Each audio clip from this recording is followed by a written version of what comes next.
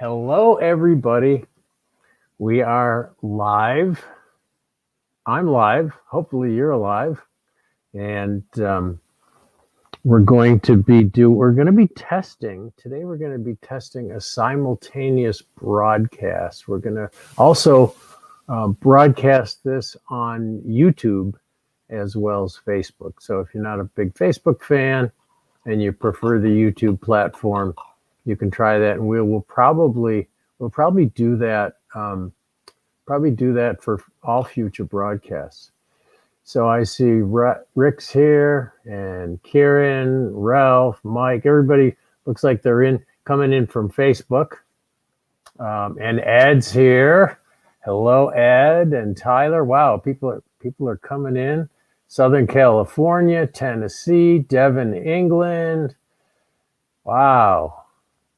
Looks like for some reason, a lot of people just jumped on suddenly. I don't know if it's the way the feed was or whatever, but anyway, welcome everybody. We'll just kind of sit here and chat until a couple minutes go by, and we make sure that people that want to watch this are here. Oh, we got Dion from New Zealand, Aiden from Rhode Island, Dennis from Alberta and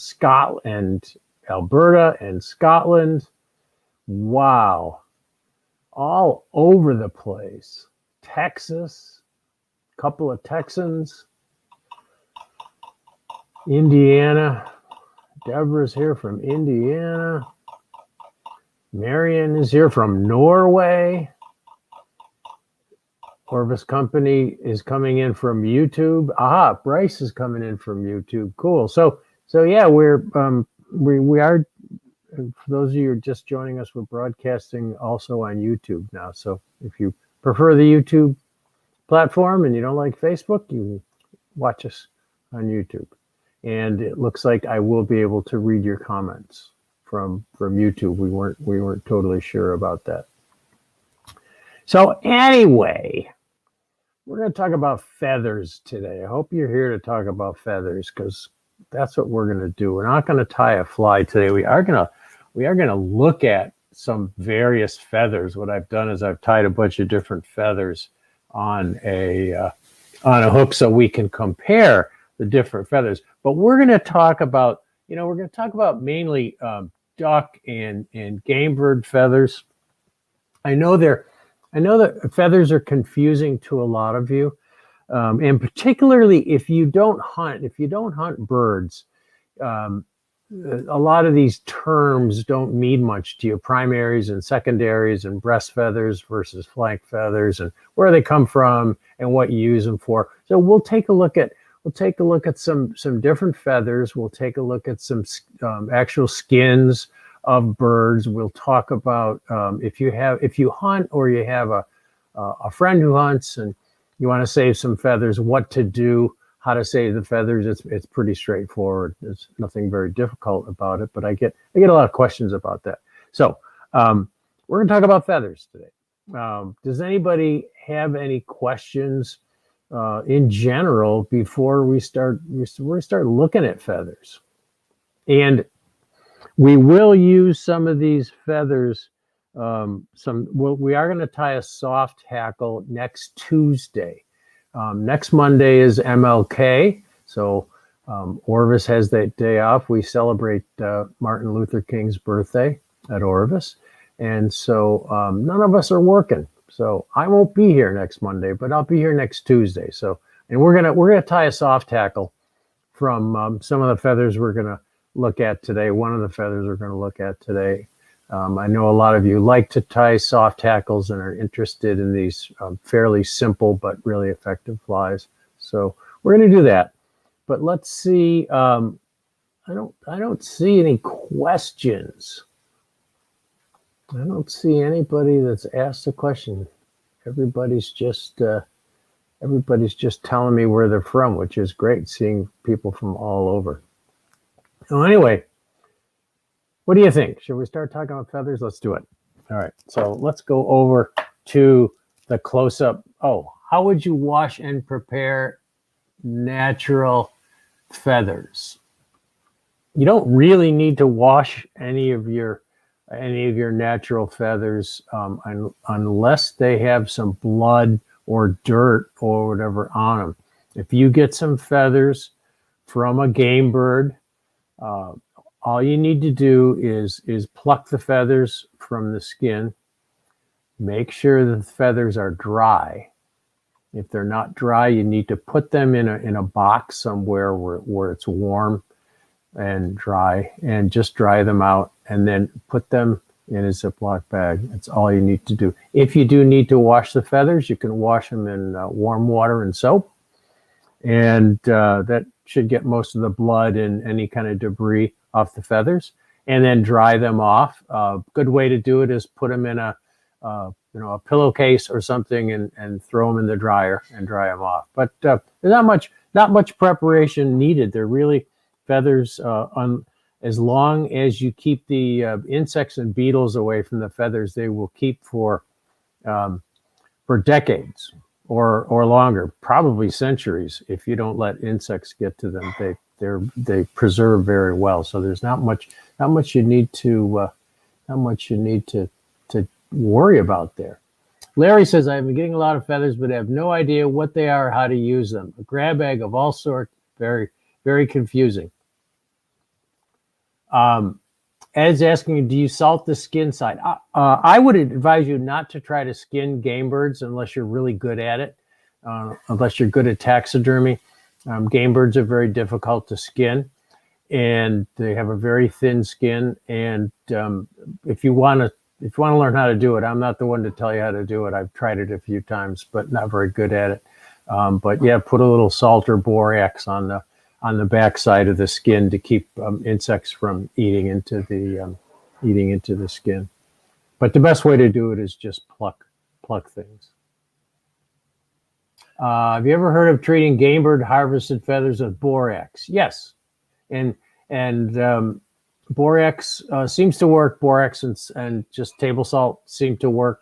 AJ, I don't think freezing them is going to kill anything, and you just don't need to worry about bacteria on feathers any more than you need to worry about bacteria on any other surface. I don't believe there's any especially pathogenic bacteria on feathers. I personally don't worry about it. I don't think freezing is going to kill stuff because these whatever is on the feathers, whether it's eggs or parasites or whatever, are used to being out in freezing weather, and you're not going to kill them by freezing them. So I wouldn't worry about that. You just have to kind of treat it as there's bacteria all around us, on our teeth, on our hands, on our toes, bacteria on surfaces, and I wouldn't worry about any particular bacteria coming off of these feathers.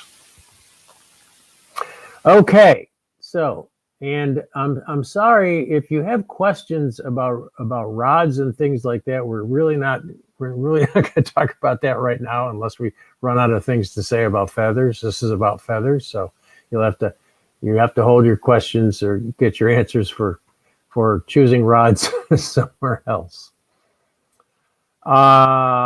Michael, review of feathers illegal to possess. Basically, any songbird is illegal to possess. Any kind of songbird. Anything that you can hunt is legal to possess. Anything that you can't hunt is probably illegal to possess. So migratory waterfowl, ducks, game birds, partridge, grouse, pheasants, and so on. Things that are raised domestically, like chickens. I think it's really inadvisable to keep any kind of songbird feathers, because it can be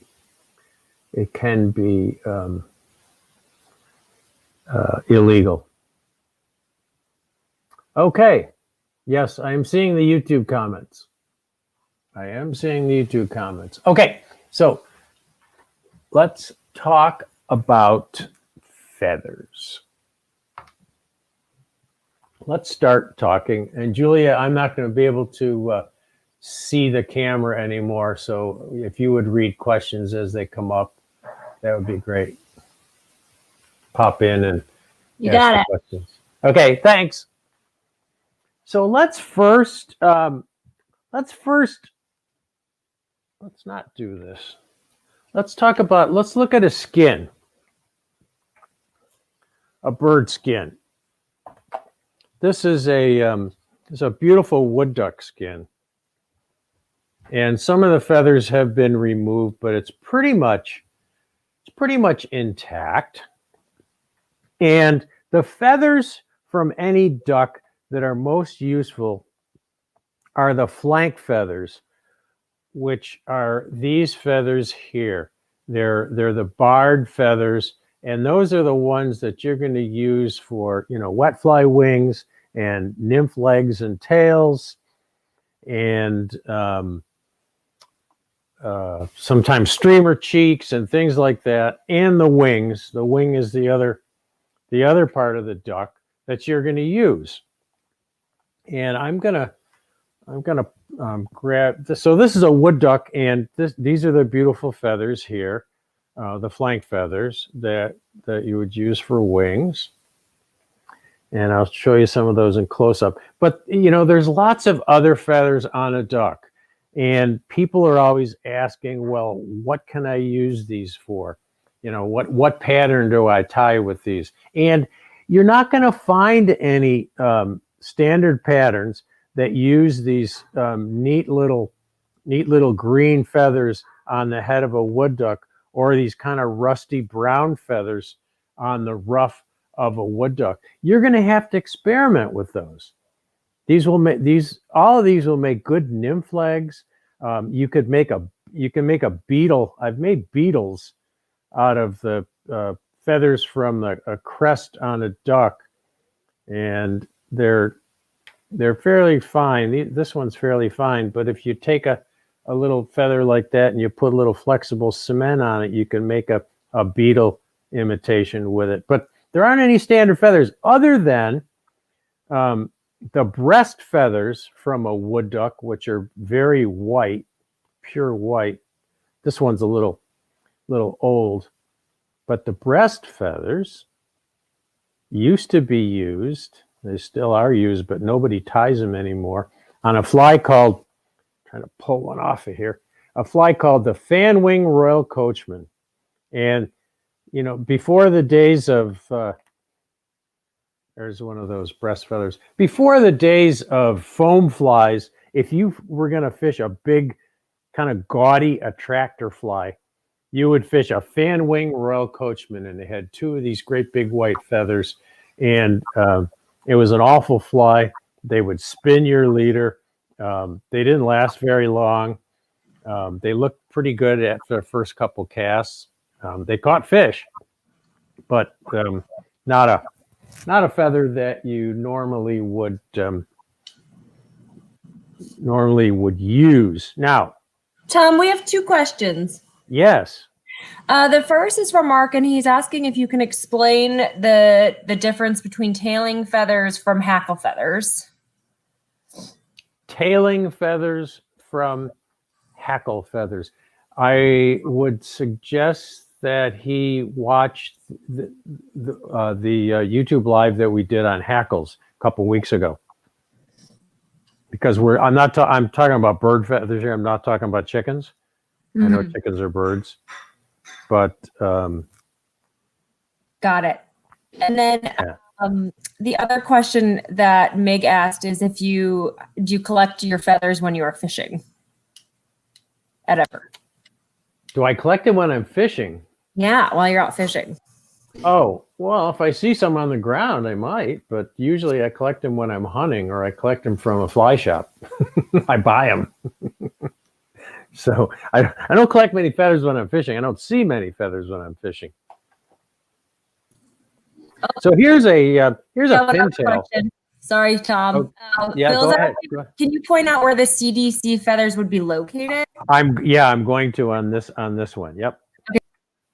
So this is a pintail, and again, you can see that the feathers that you want for tying wings and stuff are these flank feathers. They're underneath the wing, along the sides of the bird. And these are the beautiful, beautiful barred feathers. And then there are also these wing covert feathers on a pintail that are sometimes used on salmon and steelhead flies for married wings on a salmon and steelhead fly. So these are the feathers that kind of cover. They call them covert feathers, covert, and they cover the outside of the wing. But the flank feathers and the feathers that come all the way up the back are going to be the mottled feathers that you want. And again, there are lots of other interesting feathers on this pintail, especially down here by the tail. These kind of mottled, very, very finely mottled feathers. I've never seen a pattern that called for one of these feathers, but they look pretty cool, and you should be able to find a use for them. To look for CDC, this is the tail, and the CDC, I can't find it on this one, but if you take a duck skin, a fresh duck skin, and you feel down along the back of the duck, right up toward the tail, you'll feel a little bump there, and that's the preen gland. And I can't for some reason I can't find it in this duck, and I think once the bird gets all dried out, it's hard to find that preen gland.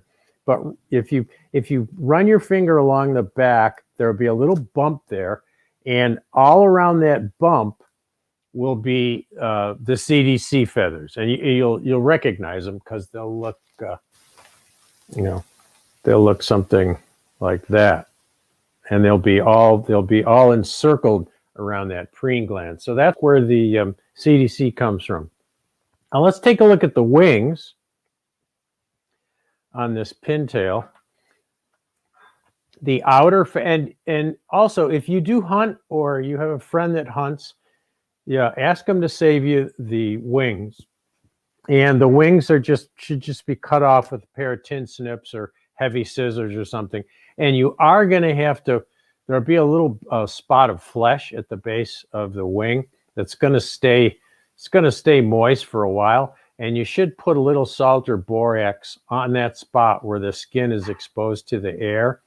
And then let these things dry. Again, put them in a box in a warm, dry room until they stop smelling and until they dry out. And keep insects and mice and things away from them. But these are the primary feathers on the outside of the wing, and these are the ones we use to tie wet fly and dry fly wings. If you're into quill wings, this is the part you would use on the outside. And then further down, you'll see some rounded feathers.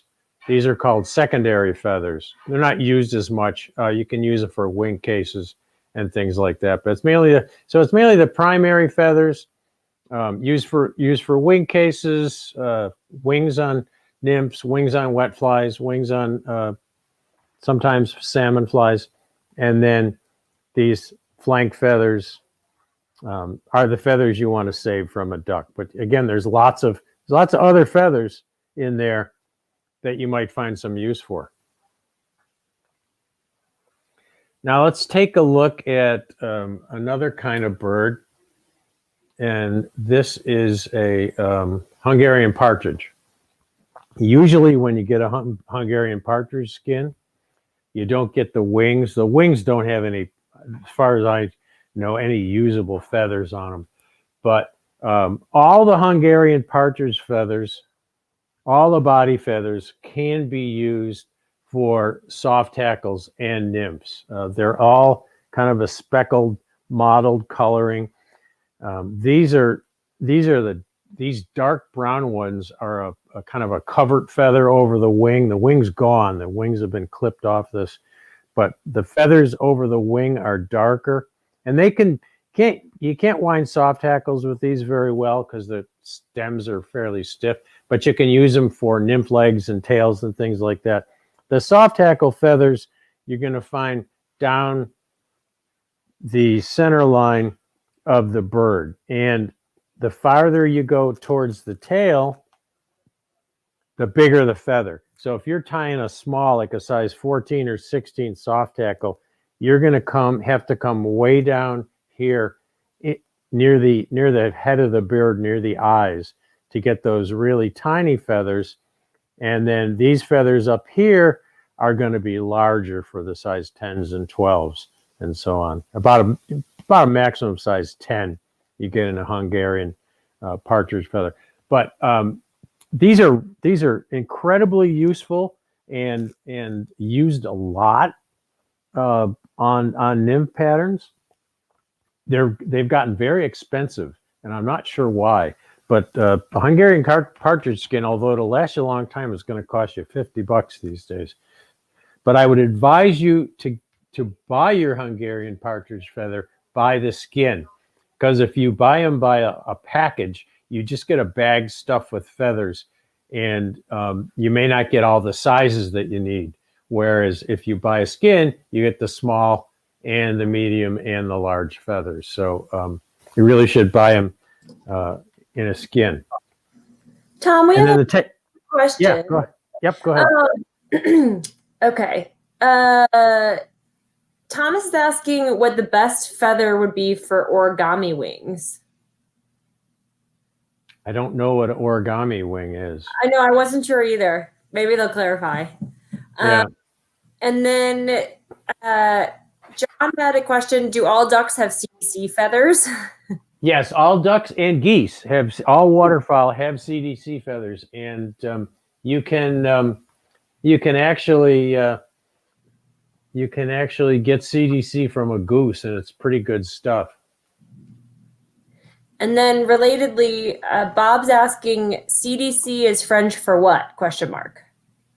Col de canard, which I think means butt of the duck or back of the duck or something. Yeah. Okay. Anyways, it's French, and I don't speak French. And then Ralph is asking where are the biots? Oh, good question.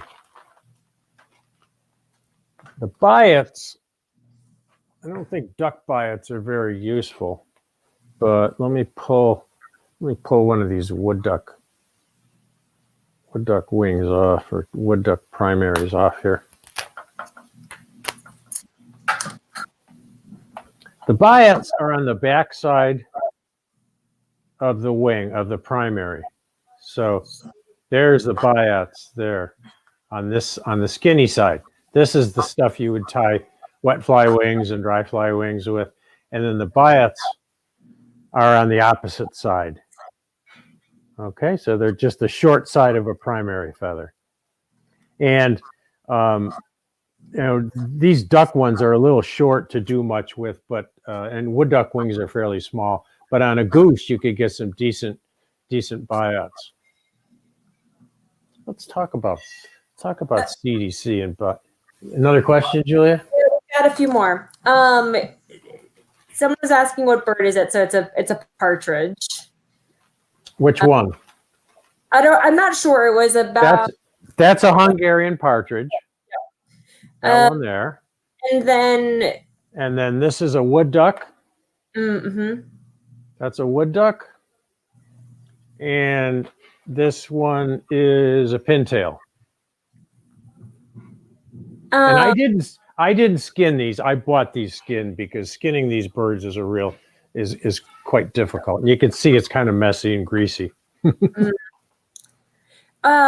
Someone asked, can you talk about cases in which you would need matching pairs of feathers? Yeah, if you're gonna tie wet fly or dry fly wings with duck quill, you want matching pairs. So if you hunt, you want to make sure that you save the wings together from any particular bird, because they're going to be matched. And when you buy a pair of mallard wings, they're going to be matched lefts and rights, because you're going to need to match them. To make wet fly wings, you need to take a feather from each wing, from one side of the wing and then the other side of the wing, so that the curvatures match together. So yeah, you need to have matched pairs. But if you buy duck wings, you're going to get a matched pair anyways. And then Don's asking, can quail be a good substitute for partridge? Yep, I'm going to show you some quail. I'm going to show you a bunch of different soft hackles. Okay. Tied on a hook. So this is CDC, and this is one way of getting it. These are all those feathers from the butt of the duck, and these are ones that I plucked from a whole bunch of ducks that I shot one year.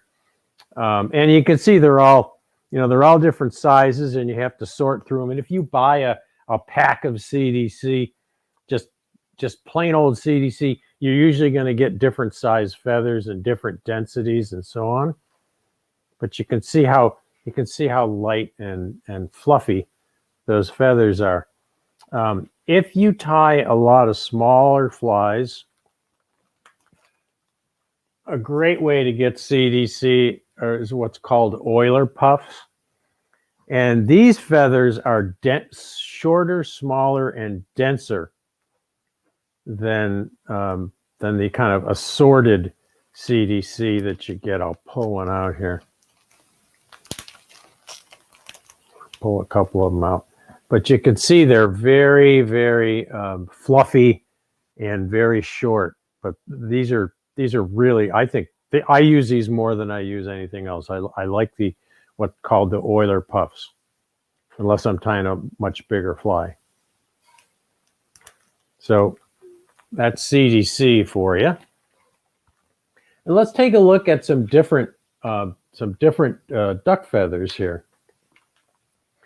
All of these can be really useful. Let's start with mallard flank. So that's mallard flank, and it's a black and white barred feather used in lots of wet flies and dry fly wings and streamer flies. And mallard can be dyed as well. This is a bronze mallard feather. It's a beautiful feather. There aren't many of those feathers on any given mallard. They're closer to the wing, and they're great for nymph legs and nymph tails, but they're also highly prized for salmon flies and steelhead flies because it's such a beautiful feather. This is a barred flank feather from a wood duck. It has those black and white bars, and those are mainly, you can use them for wing cases on nymphs, but they're mainly used for Atlantic salmon flies and steelhead flies, more of the fancy flies. This is the prized wood duck feather, and you can see this is mallard dyed to imitate wood duck, and you can see the difference. The barring just isn't as distinct. It isn't as clear. It's about the same color as a wood duck feather, and it's sometimes easier to work with dyed mallard than it is with wood duck. The fibers are a little bit denser, a little bit easier to work with, but that's the two. That's the real wood duck, and that's mallard dyed to imitate wood duck. You can also get mallard dyed green and various colors. And there are other feathers that from ducks that you can use mainly for legs and wing cases on nymphs and for salmon flies and steelhead flies. This is a beautiful feather from a gadwall. So if you shoot gadwall, it's got some really nice speckling in there, very insect looking. This is a widgeon feather, which is highly prized for some salmon and steelhead flies, but also beautiful stuff for tying nymphs. And then this is teal flank. Teal flank is a very strongly barred feather, much more strongly barred than a mallard feather. So all of these flank feathers from ducks, and even from hooded mergansers, are usable for imitating the speckling on nymph legs and mayfly wings and caddisfly wings. So that's kind of a gamut of different duck feathers. And then biots. We'll talk briefly about biots because it is a feather. Let me get my black background here. So there's two kinds of biots you can get. There's goose biots, which look like that. And then there's turkey biots. And they are a bit different, although they can be interchangeable. People don't know whether to buy turkey or goose. But if you look at a turkey biot, you can see the biots are quite long and thin. If you're tying biot bodies, this is what you want to use because they're a lot easier to wind, and you can get a long enough piece so that you can make a body out of it. Goose biots are much shorter and wider and stiffer. So these are fine for tails on bigger flies. And if you're tying something like a prince nymph, you want that wider biot feather from a goose. So turkey is decent for tails, and it's also decent for making bodies. And then the goose is better for things like bigger tails, bigger, more robust tails, and things like prince nymphs. So that's biots. Now let's talk about some soft hackle feathers.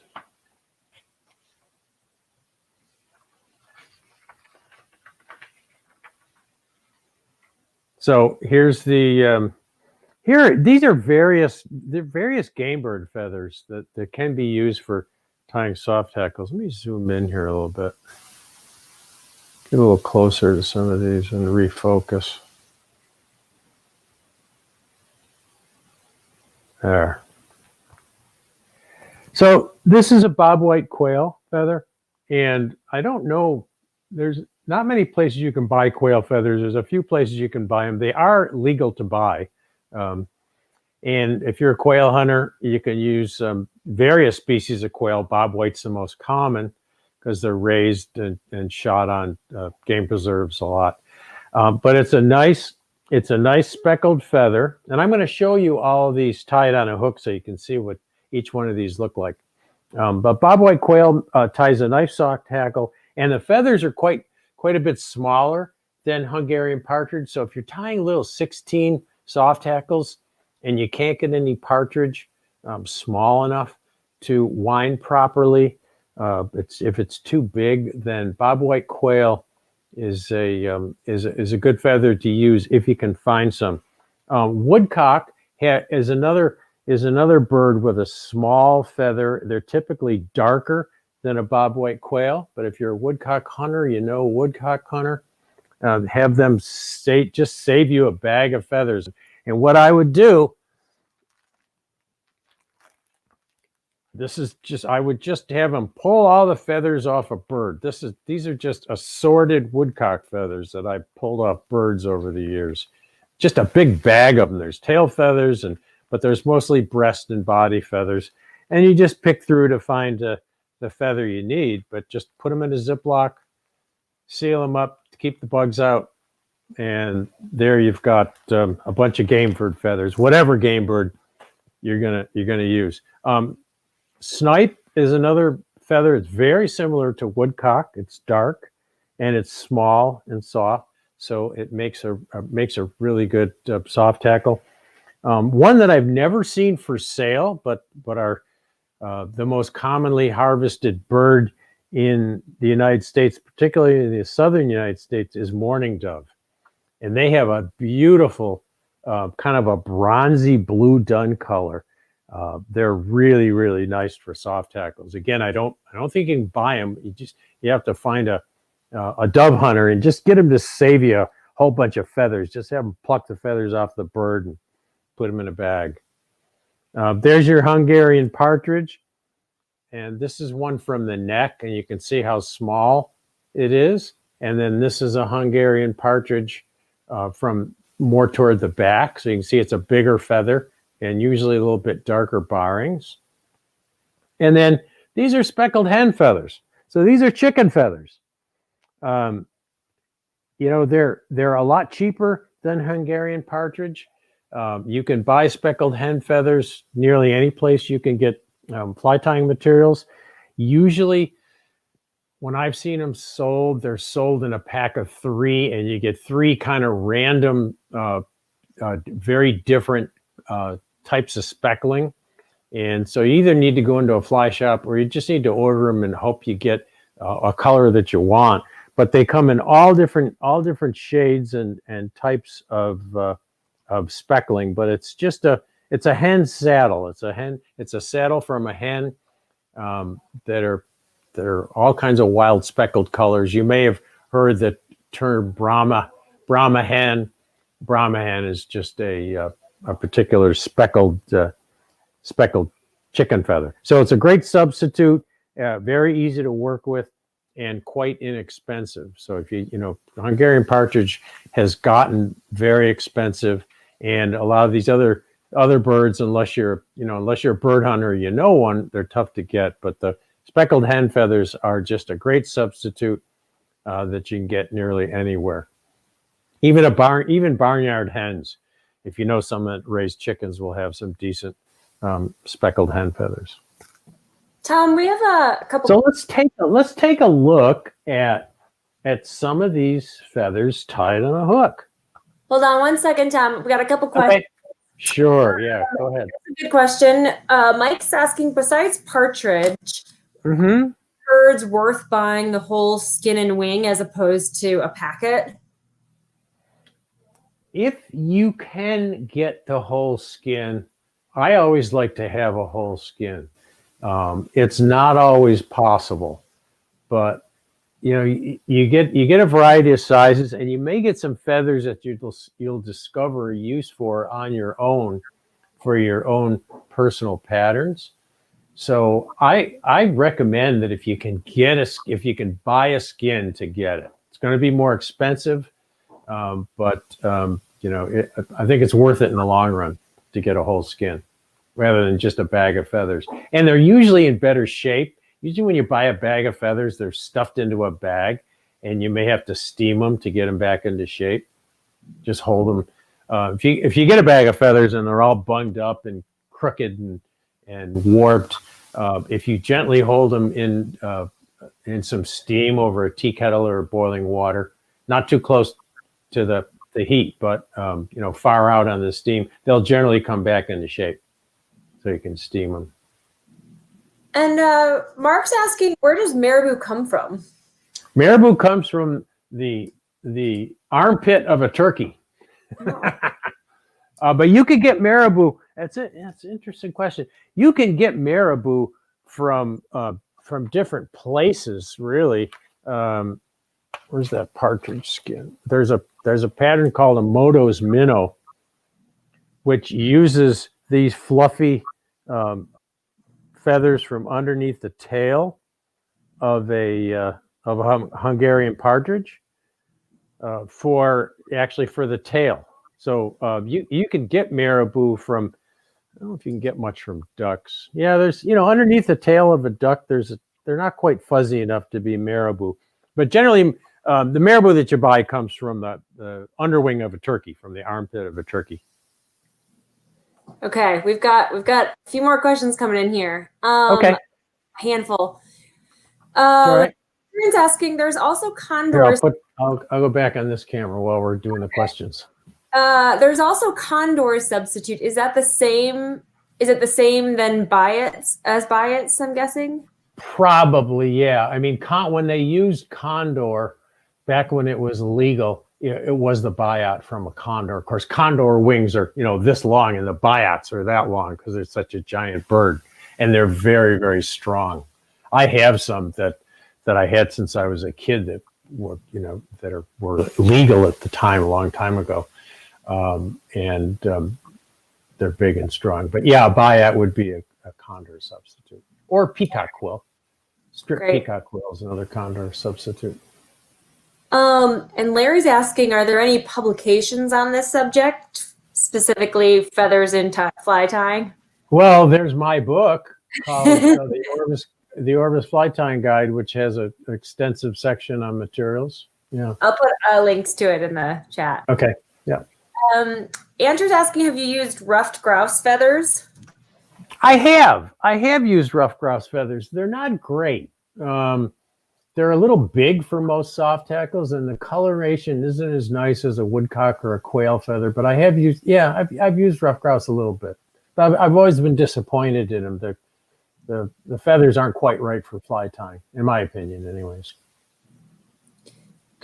John's asking, what about chucker partridge? Yeah, chucker has some blue dun feathers that are very similar to that mourning dove. So yeah, chucker is a nice bird. I think I have a skin somewhere, but I don't think I have it pulled out. But yeah, chucker. When I hunt chuckers, I always save the feathers. Mm-hmm. Jamie's asking, are ruffed grouse comparable to Hungarian partridge in terms of their feathers? No, they're not the same. Okay. Yeah, they look the same. They look the same on the ground when they're alive, but when you get a close look at the feathers, I mean, they're okay.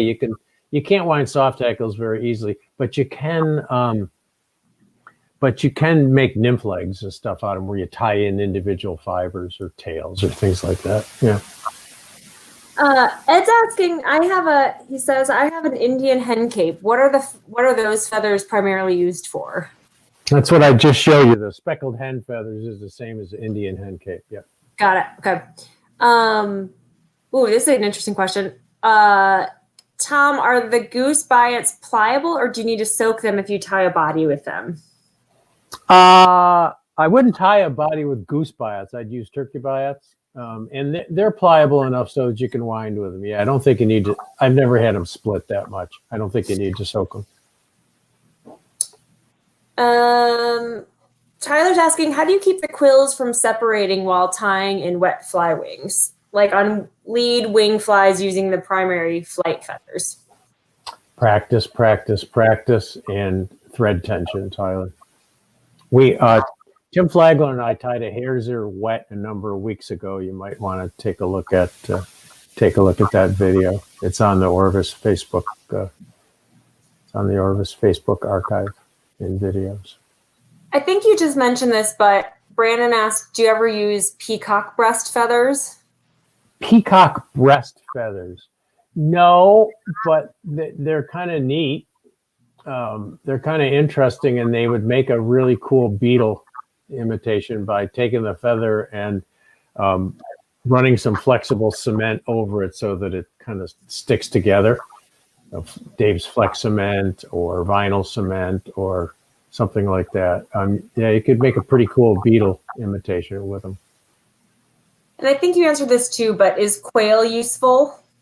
Yes, quail is very useful on small, especially on small soft tackles. Yep. All right, that's all for now. I'll give you the podium back. Okay. All right. All right. So back to looking at some feathers. So here are some of those soft tackle feathers that I showed you, all tied on a hook. This is bobwhite quail, this first one here. So you can see it's fairly short. This is a lot. You can get shorter feathers too from a bobwhite. You have to pick through the feathers, but that's what it looks like. It's a nice speckled feather. This is woodcock, the next one up, and you can see that's a little darker, but again, a beautiful speckled feather for a wet fly or a nymph. And then the next one is snipe, which is very similar to the woodcock. And then this is Hungarian partridge. So you can see it has a really distinct speckling pattern that you don't quite get on these other feathers. But I don't think the fish are going to care. If you're really fussy about your the way your flies look and you want them to look like the original, then maybe you need them. But you can get the same effect with a quail feather or a speckled hen feather. This is Hungarian partridge from the back, so you can see the smaller feather here from the neck, and then Hungarian partridge from the back. This one here, a little bit darker and longer. And then the last one here is that speckled hen feather, which is, from a chicken. So it's a beautiful feather. It gives you the same effect as any of those other soft hackles. Easier to wind, easier to procure. Get a little closer look at that. I'll pull this in a little bit so we get a little closer look at that speckled hen feather. But it's pretty damn nice looking stuff. And it's going to give you roughly the same effect as a Hungarian partridge. Okay, so that's the speckled hen feather. So those are all those various feathers, so as you can see what they look like when tied on a wet ply hook.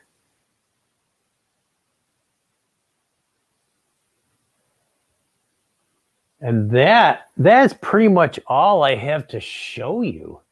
So I can take some questions here. Let's see. Are natural pheasant tail feathers better than dyed ones? Does dye cause any weakness? Doesn't cause any weakness, Dylan, that I have seen. But you never know about dyed feathers. They don't have the same kind of mixture of tones that a natural feather has.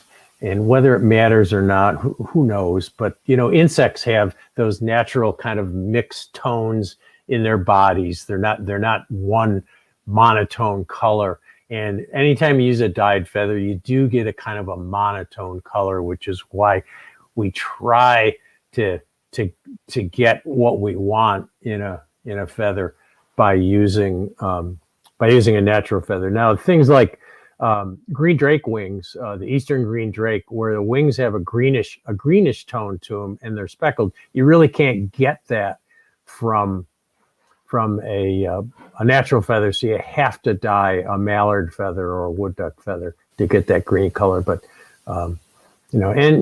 sometimes pheasant tail, it's fun to experiment with different colored dyed pheasant tails. But honestly, most of mine are tied with the natural color. Other questions that I missed? I don't see any. Anything new there, Julia? This is your chance to ask. I know that bird feathers have Hi, Judd. confused many of you, but I don't think you answered this, but I was attending something else. But Aaron asked a couple times if you tie full dress Atlantic salmon flies. I know that's not exactly related. But. I used to tie a lot of them. I haven't tied a full dress fly in years, but I used to enjoy tying full dress Atlantic salmon flies. Yeah, I took a course many years ago from Bill Hunter in New Boston, New Hampshire, who was a brilliant Atlantic salmon fly tyer, and I spent a weekend at a class there, and then tied a lot of full dress salmon flies. But I haven't in a number of years, and I have tied a bunch of the fancy steelhead spay flies as well with bronze mallard and substitute heron feathers and things like that. But I do enjoy tying those fancy patterns, but I haven't in a while. That it for the questions? I answered everybody's questions. Andrew just came in and asked. Andrew is asking about goose down. Yeah. I don't know. Now you could dub it. You could dub it on a thread. You make dubbing out of it. Yeah, I don't think goose down's terribly useful, but it's not quite as fluffy as CDC. It doesn't have the same really fine fibers as CDC, but you could use it as a CDC substitute, I guess. The CDC is really down. It's just down from a particular part of the bird. Oh man, we got a bunch of. Can you see these, Tom? Just came in. I can't see. All right, so The last one I Larry, see is, oh yeah. Oh God, yeah. Larry's asking, I might mispronounce this, melanistic pheasant plumage used for any common flies? Not that I know of. Okay. Nope. You can substitute for pheasant crest. Boy. Boy, there isn't much that looks like pheasant crest. Pheasant crest is a crest that comes off the top of a bird called a golden pheasant. And maybe a slip of yellow dyed goose feather, but that doesn't really do it. There isn't really a substitute for golden pheasant crest. You can still buy them. They're raised in a lot of fancy bird farms and things like that, so they're still available. But I don't think there's a real substitute for pheasant crest. No. Jerry's asking, when you tie Roddy flatwings, what feathers do you use and what can you substitute? Oh, Rhodie flatwing is just a saddle hackle from a chicken. And you could substitute a long flank feather from a mallard or one of those pintail feathers. That would look pretty cool. But saddle hackles are so ubiquitous and easy to get. Everybody has them, so I don't particularly worry about substitutes for saddle hackles. Richard says, I find the quality of partridge skins has gone down over the years. Do you ever purchase from another country source? No. No, I think you're right. I think the quality has gone down, but I think it's just, I don't know why, but I think it's what we got available to us. Goose, yes, Deborah, goose feathers are good for nymph wings. Absolutely. Mm-hmm. She edited that she meant legs. Legs? I guess. Leg feathers? I don't know of anything, but all of these things, if you have a feather and you can't find an official use for it, doesn't mean you can't experiment with it and try it. Look and see what it looks like as compared to some of these other feathers and use it as a substitute. You should experiment with these. If you have a bunch of feathers in a bag, or you have a full bird skin, play around with them, experiment with them, see what you can come up with. Jack has some brown and white turkey tail feathers. Yeah, possible uses. Wing cases on nymphs, John or Jack. You can wind those turkey tail fibers into a body similar to the way you'd use pheasant tail. I don't find it particularly useful. There was an old wet fly called the Montreal, which used white tip turkey tail for the wing. I haven't seen a Montreal used in probably 40, 50 years, but it was a kind of an old brook trout fly. But if you like to tie historic brook trout wet flies, the Montreal uses white tip turkey tail, but not much else. I got a bunch of them too, and I don't know what to do with them. I got a whole bag of them. Some from wild turkey and some from domestic turkey. Let's see. I can't read Joe's comment here. You said, do you have a chart showing feather substitutions based on application needed? I don't have a chart. Nope. Somebody ought to make one. I don't have one. Sorry. If I already asked my turkey hunting buddies or friends with chickens for feathers, what should I say to them about what to hang on to?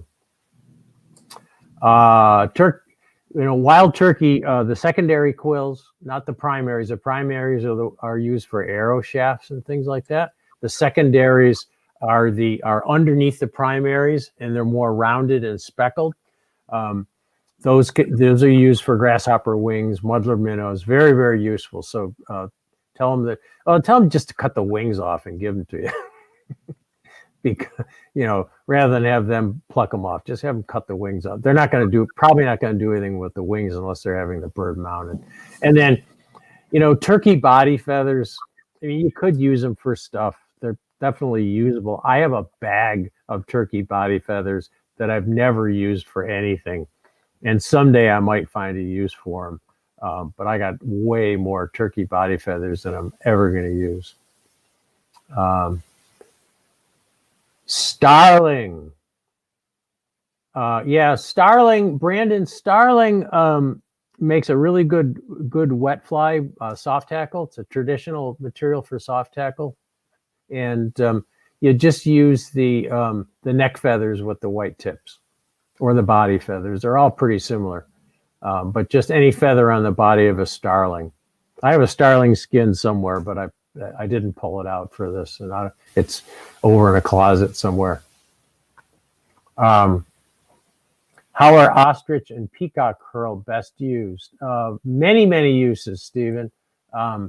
They can be used in a wing. They can be mixed with marabou and things like that. Long strands that you tie in for a wing. The most common use of ostrich and peacock is to wind them as a body. They make a really, really great body for nymphs, wet fly streamers, lots and lots of things. So, where are your feathers from? Do you buy them, especially in some countries?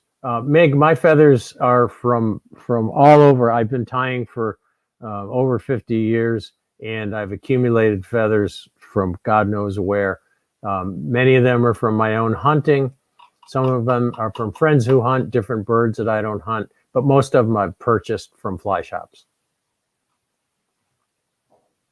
And I don't buy them from other countries because importing feathers can be problematical, bringing them into this country.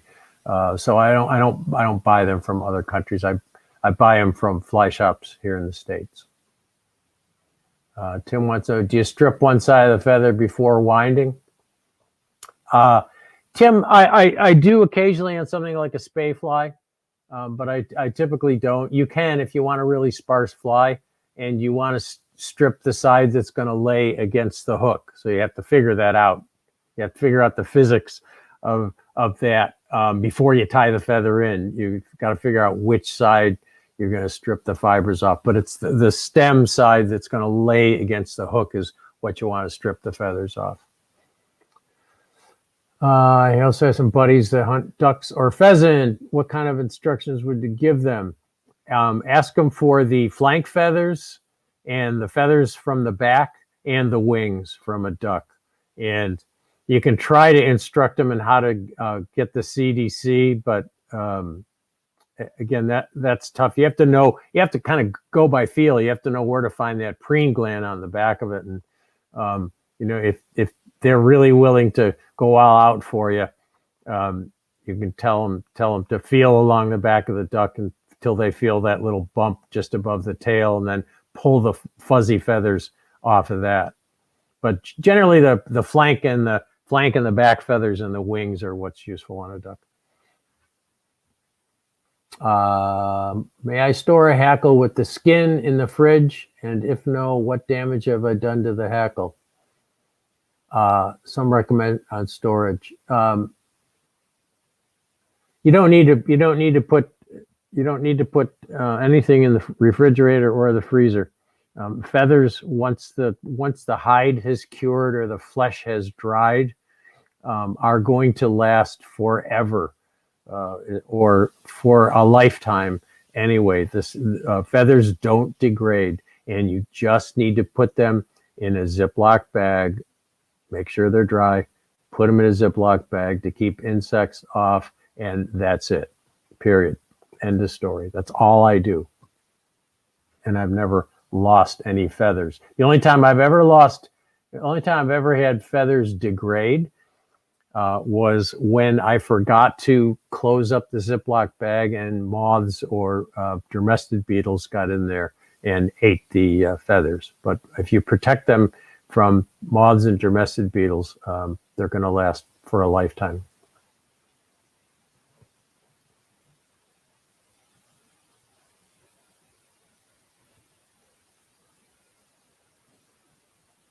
What kind of dyes did you use for dyeing feathers? Just regular commercial dyes that you buy in the grocery store are going to work for dyeing feathers. There are Vineyard in England sells a special dyes for feathers. I'm not sure how much better they are, but regular like RIT dye will dye feathers. You have to make sure that you degrease them properly. You have to wash them or get any grease and oil off the feathers.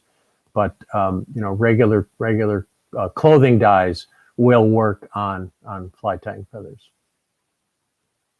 My girlfriend owns chickens. Can I take one of her and keep one for tying? Sure. How long have you been fly fishing and fly tying? Asked Deborah. About 50, a little over 50 years.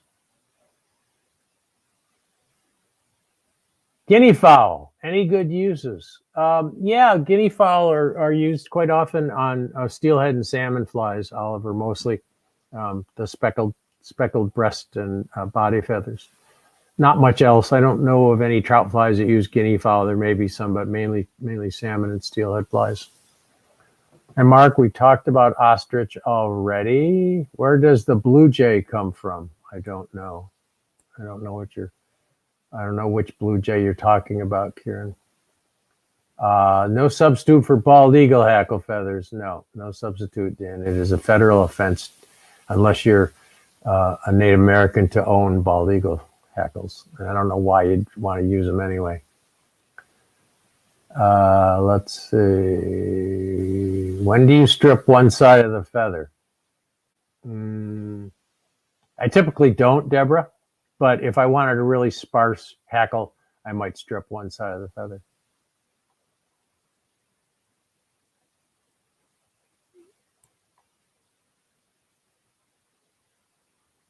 How do you get marabou from a turkey?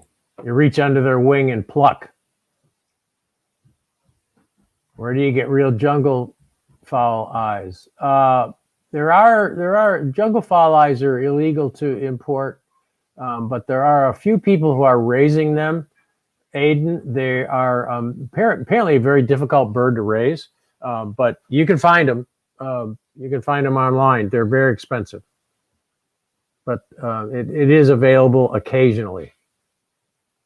What has been your best use of an otherwise useless waste feather? Trash can. Do you use Kool-Aid dye? No. Might work though. I've never used Kool-Aid dye.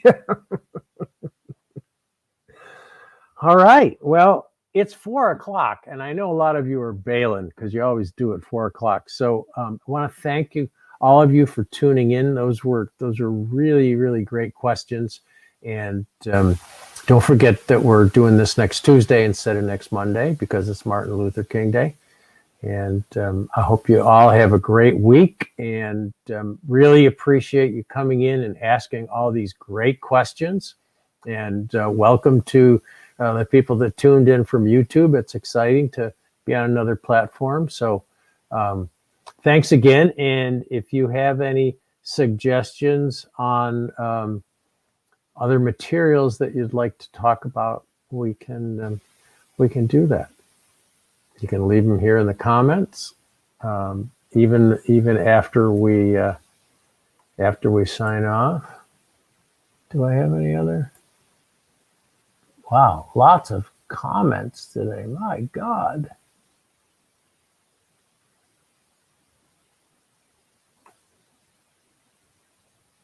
Wow. I guess that's it. Well, thank you, everyone, and we'll see you next week. Oh. I'm going to be, those of you who have seen the film Mend, it's a beautiful, beautiful, heartwarming, really brings tears to your eyes film about a very special young man named Joey Maxim, who suffered traumatic brain injury and really feels that fly fishing saved him. And Joey's an old friend, and we're going to be doing a Facebook Live on Wednesday at 3 p.m. with Joey. I'd advise you, if you tune into that, to watch Mend first on YouTube.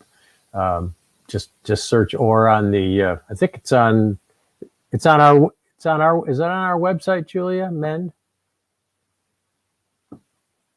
You're muted. To it in the comments, so you can check it out. It's a wonderful. Oh, okay.